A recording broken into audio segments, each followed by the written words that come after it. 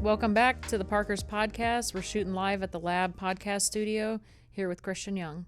What's up, everybody? I don't think we're live. I mean, we are shooting live. I guess you're right. We're alive, but they'll see it, a week later. It'd be weird if we weren't alive shooting a podcast. Technically, right. So, I was thinking just a few minutes ago, I was like, these podcasts are going to be really good because we are coming from the era where we had limited pictures. When we were dating, we didn't flip phones and all that stuff wasn't really that big yet. So we weren't taking pictures. It was we had actual pictures. I know. But we were just at the mercy of the weather, fire, having a camera. Yeah, in the getting the film developed and all that stuff. So having this podcast is going to be good because when our kids have kids and grandkids and all that stuff happens, they'll be able to go back and watch this and they will see all the memories that are playing out from us telling them about it because, we keep coming up with all these memories that aren't actually documented anywhere except for in our brains. There's photos of you clogging. Why are we going back to clogging? I'm sorry. I'm just saying there's photos. I don't think there are anymore. Oh, I'm going to ask Debbie to find me photos. Anyways. I'll make sure that they are properly disposed of. Oh, heck no. Heck no. There actually might be videos because snap! Because I competed. Oh, snap! And I probably was the youngest. I probably was the youngest because I know I was the youngest in our group, but I was always the youngest at all the competitions that I can remember. Snap. Mm-hmm. Dang. Speaking of the youngest, Seth is the youngest. And that dude, man, he is a trip and a half. He's about to be 18. He is the youngest, but man, he's almost a grown adult to himself. Yep, finished school. Mm-hmm. Went by quick. I remember this dude used to be, he reminded me of Knock the Mama dinosaur. Knock the mama, knock the mama. Round, perfectly round face, big brown eyes that would just captivate the heck out of you. Mm-hmm. Anybody. You look at that dude, oh man, and I'm telling you what, even to this day, something about them eyes, the girls go crazy for his eyes. And I'm like, they just brown eyes. No, he got the special brown eyes. Mm-hmm. The big puppy dog eyes, sappy eyes. Well, it cracks me up because they'll want to wear like his hoodies. And we're like, listen, we know that it does not smell good in there. Why are you in that hoodie? Listen, what? The hoodie is gross. Mm-hmm. Hoodies are gross, especially Florida hoodies. If you're in Ohio, there's a chance that the hoodie is not going to be that bad because it's actually serving a purpose. In Florida, these cats, it's 95 degrees outside, wearing a hoodie. And I like it on the warmer side, but I can't justify running around outside in a hoodie. He does it all the time, though. All the time. All of the time. I remember when he was, he's been doing this ever since he was little.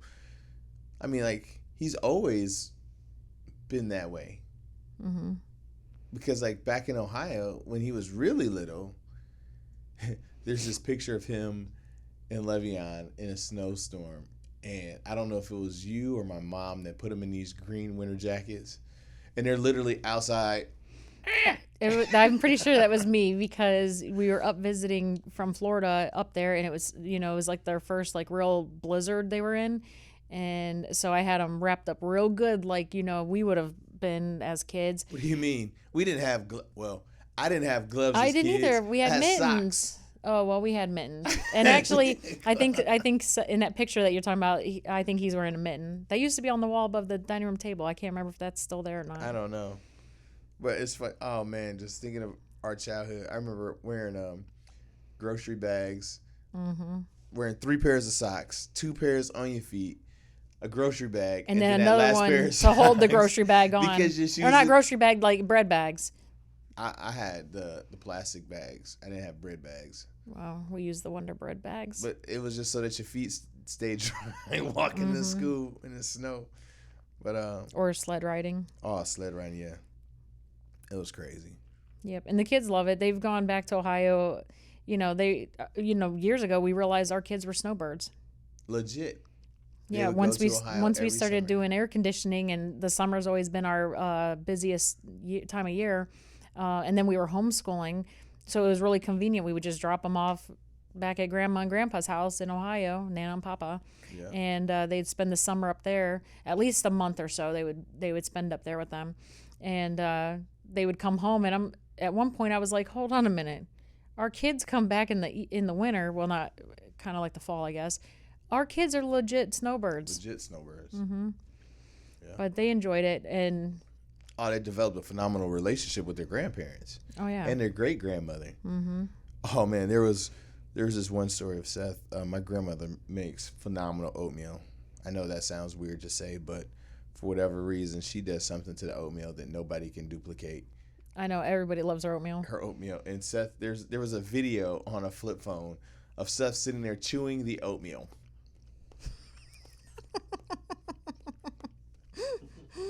Just like this. What are you chewing? Why are you just chewing swallow it. Just swallow the oatmeal, man. Mm-hmm. But my grandma was saying something, and Seth was like, and he might have been like 2 or 3 at the time, and he was like, well, actually, it doesn't go that way. Oh yeah, so he always had a very sophisticated palate, I guess you could say. No, or not palate, but like he would always talk. He could articulate himself very well at a young age. Yeah, so anytime, and he was talking to Grandma one time, and he said, so it's his great grandmother. Yeah, so he calls her Grammy. Yeah, and everybody calls her Grammy, and so he was talking to her, and Grammy says something to him, and Seth's probably like 5 or something. He had to be 2 or 3. Oh yeah, because we were still like, he was really young. Yeah, we were. I was up there with him at the time, or we were up there with him at the time, and he says, "Well, Grammy, actually," and then starts saying whatever his opinion was, and Grandma just started laughing her little butt. What you mean? So actually, like, do you know who you're talking to? And he's like, "But Grammy, it's actually like this," and it was just so funny. And the thing that made it so funny is because he used it in the proper context and everything. Yeah. But what's funny about him is like extremely intelligent from a very young age. I remember when Le'Veon was actually in kindergarten, Seth was in preschool, and he was doing Le'Veon's schoolwork upside down. Yeah, he could do all the schoolwork upside down from across the table. And I'm like, how in the world is he doing that? He's insanely smart. It's crazy. Yeah. Hyper analytical. Like, he will analyze the situation to the T before he gets over and over. Yeah, that's why he doesn't have all the crazy stories like Le'Veon does, because he's had a more calculated life. I just knew he was going to grow up to be an insurance agent, because like from even in the scenarios where like we were talking about before, where I had them jumping off the top bunk of the bunk bed onto the mattress, he was like, okay, well, what is the probability of me getting hurt? Okay, it's a low probability of me getting hurt because I've seen my brother do it 4 times. So that means that there's a very low probability of me getting hurt if I jump this way. Mm-hmm. So I'll go ahead and jump. Yeah, I'll go ahead. And then he'll jump in, and then he'll go and do it. But and then he's full tilt. Mm-hmm. But until he's confident in his calculations of risk, you can't get him. And we were just talking to him and Le'Veon like 2 weekends ago or something about how when they went out to the lake and they were swimming out to that boat that was, Seth decided he wasn't going. Yeah, so that was and that's when we had Josh and Calissa living with us. Josh is your brother. Calissa's my daughter. Mm-hmm. Le'Veon and Seth. I took them all out to, I don't know, this is the only way. It's Titty Lake. That's what it's called. I don't. You look on the map, that's what it says. So I don't know. Yeah, it's out Yorkshire area here in Northport. We go out there because it's just a really cool spot to fish and just have a good time. We went out there to fish and ride around, and there was somebody sunk their boat back there, and it was flipped upside down, so like the hull was out and it was just floating there. And this is a heavily infested water with alligators. And yeah, because there's no people around, and they just mass produce out there. Yeah, and so one of them, I can't remember, it had to have been Le'Veon, was like, man, I bet you won't swim out there. Don't bet me. I'll swim out there. Josh was like, I'll swim out there. So, and this is all at dusk. Yeah. Oh, this is prime feeding time too. So, the 3 of them, Calissa, Josh, and Le'Veon, jump in the water and start swimming to the boat. They were supposed to touch the boat and come back, but then Josh decided to climb up on there. So all 3 of them, we have a picture of all 3 of them standing on the boat, with the sun setting right behind them. And Seth is sitting on the bank like, forget that. Yep. I am not doing that crap. And then something spooked him. And I think something underneath the water bumped the boat and shook it. And Probably an alligator. yeah, probably an alligator. And Josh was like, oh, forget y'all, I'm out. So Josh is the first one to dive back in the water to swim to shore. Calissa jumps second, and Le'Veon's like, nope. He jumps on top of Calissa, grabs her by her hair, pushes her under, and pushes off of her with his feet to get closer to the bank. Calissa thought Poor Calissa. She thought she was dying. She thought that alligator was going to snatch her up. Man. Well, it was funny because I wasn't there for that part. I was at home. And But wait. Okay, go ahead. She gets to the bank, and she is like, why would you do that to me, Le'Veon? You tried to feed me to the alligator. And Le'Veon was like, well, I didn't want to get eaten by the alligator. I just knew I had to beat you. So then they get home, and as soon as you guys all walk in the door, Calissa was the first one in the door. She runs over to me. She's like, Rose, I almost died. Le'Veon just tried to feed me to the alligator. And I'm like, oh, gosh, what the heck? And they're all soaking wet. And I'm like, what actually happened? And then they tell me the story about you guys being out on the boat. And I'm like, why? But this is where you have always allowed them to do certain things. Hey, man, listen, any scar is proof that you were in the game. If you have no scars, you weren't in the game. You sat the bench the whole time. You still have to live to show the scar, though. No. Yeah. No. If an alligator would have bit them, there would be no scar to show. They would have been gone. That's not true. People get bitten by alligators all the time and survive. Yeah, like last week. Well, I'm just stating a fact. And I don't think that was last week. I think that was like 2 weeks ago or 3 weeks ago.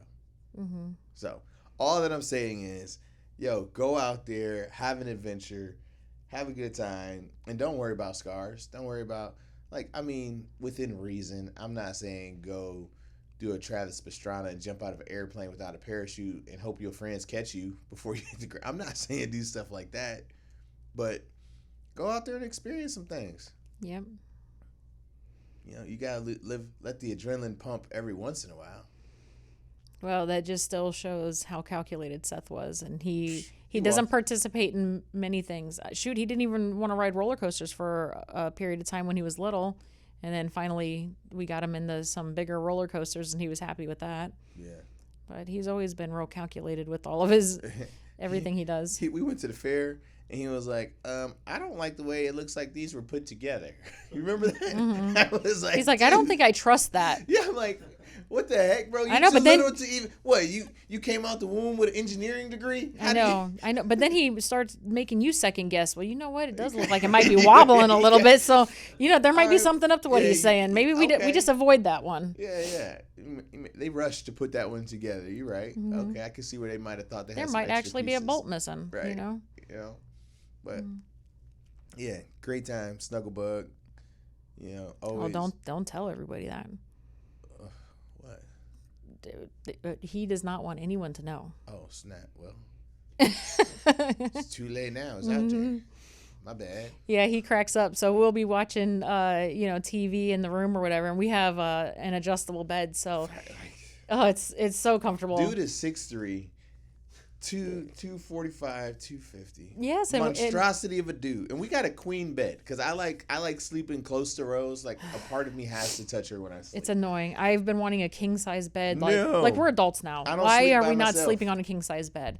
But he does have to touch me every night. And it's annoying. But anyways, we'll be watching movies in the bed and have the bed. This monstrosity of a person comes over and he'll get so frustrated. He gets in the middle.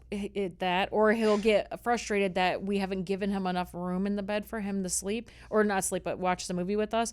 And so he'll get frustrated, like, fine, if you're not going to give me enough room, I'm just going to leave. I'm like, okay, fine, we'll turn sideways so you can fit, right. Because he's so big. It's huge, huge, and it's not like huge, like heavy. He's just broad. Mm-hmm. Like his shoulders are so wide, his hips are wide, his calves are huge. It's just like. Actually, I just bought him a shirt the other day for the 4th of July that's coming up. And I bought a size large because that's what he's always worn. But when I picked up the shirt, I was like, I don't know. It almost doesn't look like it's going to fit. Yo, so I had him. Skinny jeans he wore? Yeah, the skinny. I'm like, He wore them to church the other day, or like a couple weeks ago. dude. And I know, skinny jeans with this big old hoodie. And all you heard was ink, ink. I was like, ink, what are you doing? ink, Like, as they're he too was tight. walking. But yeah, so I had him put that shirt on, and he's like, oh yeah, this fits. I mean, it's snug, it's tight. And he's, of course, showing off his arms and muscles or whatever. And so I say to him, I don't think that shirt really fits you very well. Do you think I should go up to extra large? Because I want him to identify when it's time to move up a size. And he tells me, no, it's okay. This fits perfect. I'm like, oh, okay, if that's what we're doing. I'm fine with it as long as his belly button's not hanging out. It's not. It's not. It's not. And actually, I mean, it is a good fit. The guys wear the tighter clothes, I guess, to accentuate their muscles. I don't know why you said it with that tone.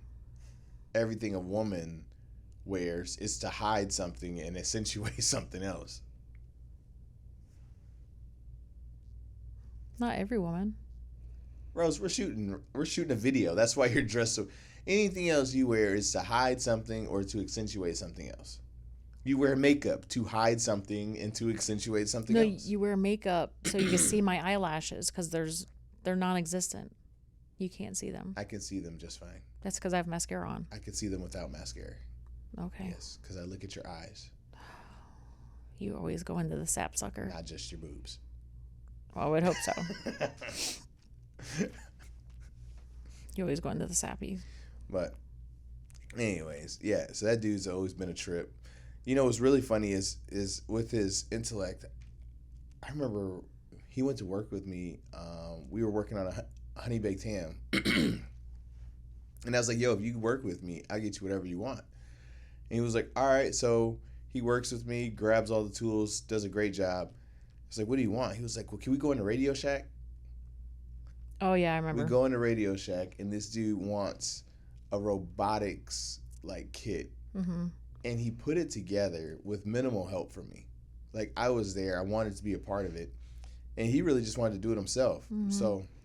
And then he programmed it and everything I guess somehow he could do something on a paper and it would follow the lines on the paper. Yeah. And had it all completely hooked up. But even through homeschooling, he blew my mind away the one time when Le'Veon caught him cheating.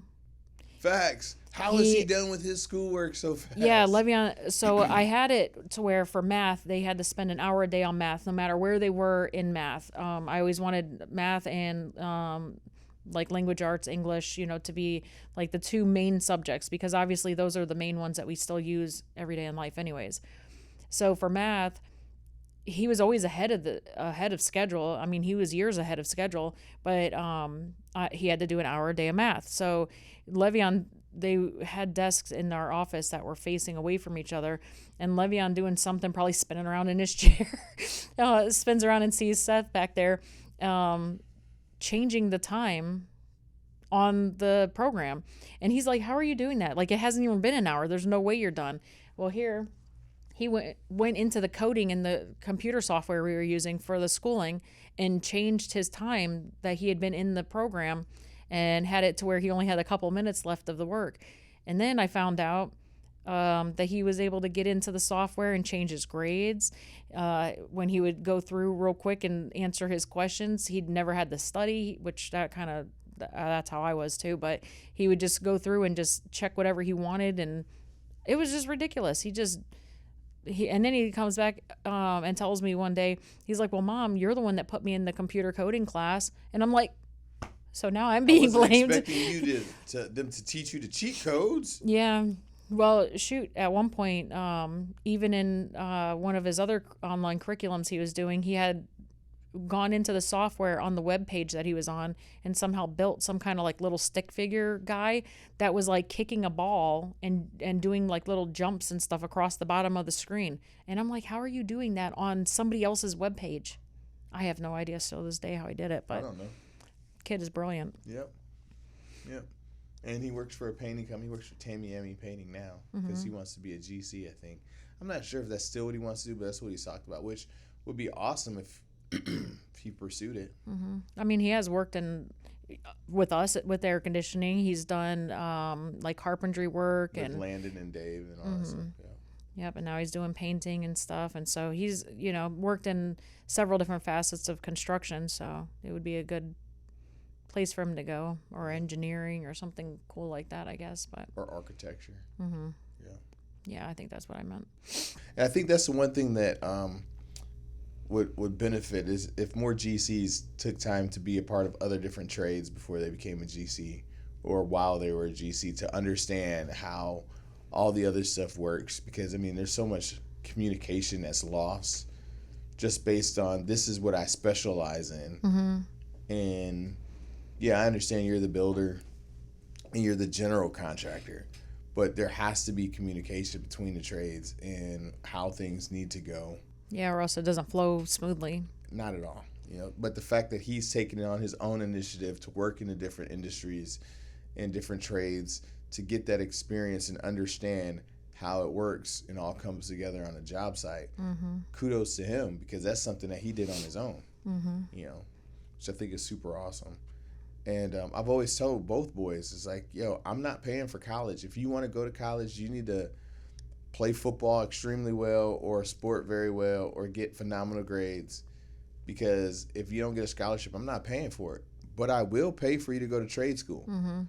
We need tradesmen, and the return on your investment is so much greater going to trade school than college. It's unreal. I mean, shoot, I graduated college back in 2010, and I'm still paying on my college. Yeah, I dropped out. I was like, I'm tired of being a part of the system that wants me to pay for all these classes that have nothing to do with what it is I'm trying to get my degree in. So why? Mm-hmm. And it's funny because like our society has put so much esteem on college degrees when in reality all it is I can afford to go to school. I'm willing to go into debt for this piece of paper that signifies what? It doesn't prove that you're top of your class. It doesn't prove that you know how to do even your if you job. are, it's no different than high school. You can be top of your class in high school and come out into the real world. Nobody cares. How many doctors are out there that skated by getting their degree with a D+?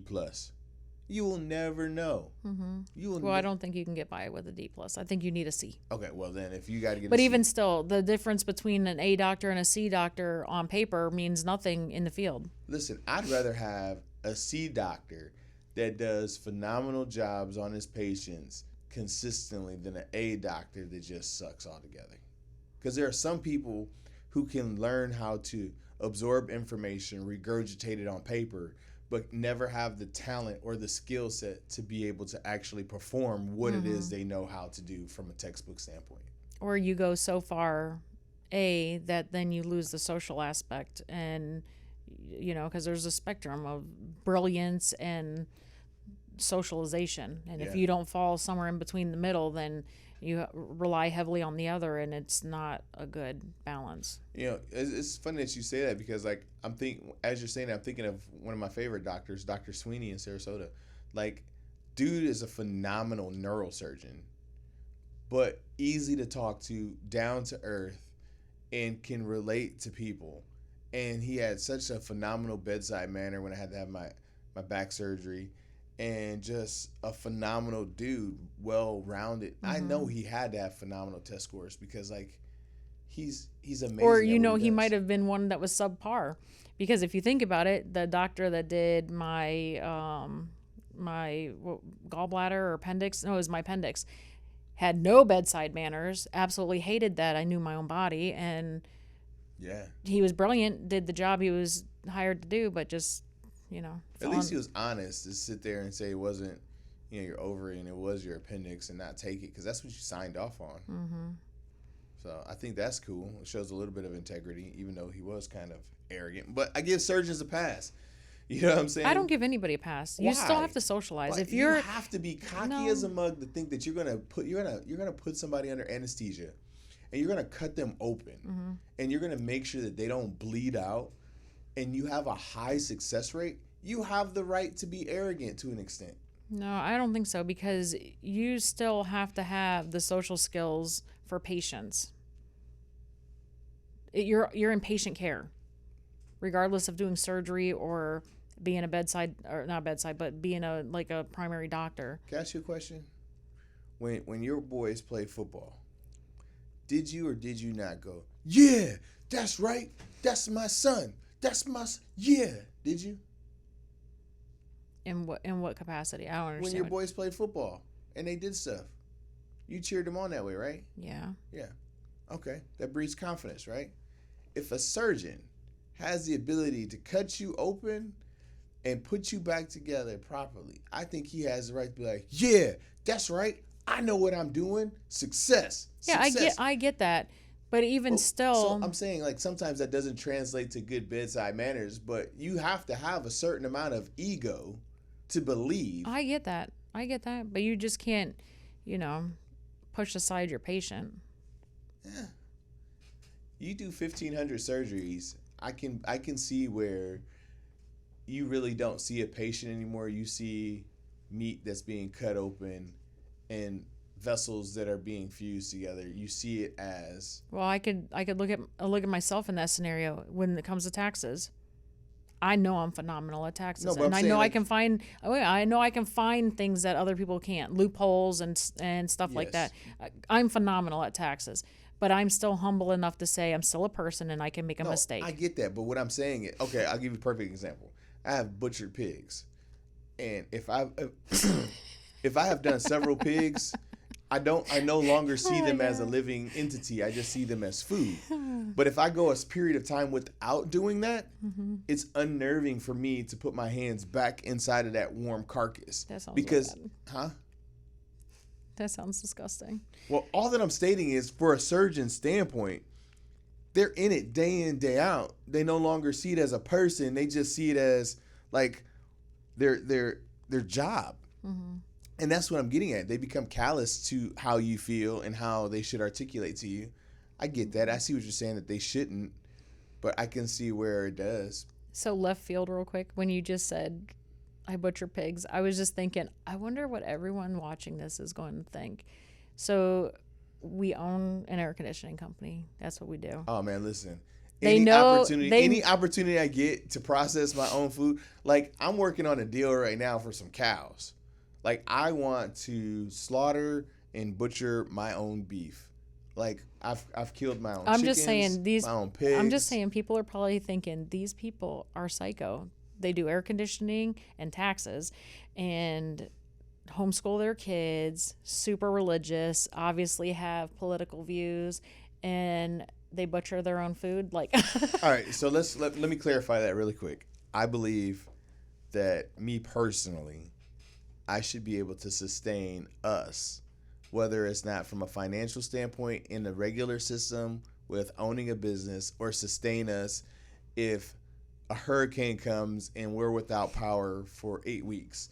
I need to know how to butcher a cow. I need to know how to butcher a deer, a pig, a chicken, a mourning dove, a squirrel, a rabbit, a raccoon, a possum, a snake. Whatever it is to sustain my family, that's how I feel, because I don't ever want to be in a Katrina situation where I have no skill set outside of air conditioning to support my family in an emergency situation. I get it. And we have all the seasoned salt and bouillon cubes and everything to make all that food taste good too. If crap ever happened and we needed to survive, I stockpile seasonings, okay? Like, if we're eating a possum or a raccoon or a squirrel or a rabbit because we can't get a pig, a cow, or a deer, I'm at least going to know how to make it taste good. I know. Well, it's going to have flavor on it. Yeah, so the fun fact, the last time you did a fun fact was about me clogging. Fun fact about Francel. Pause! Time out! This is not authorized. I don't care. No, you're coming off the script. He's slightly...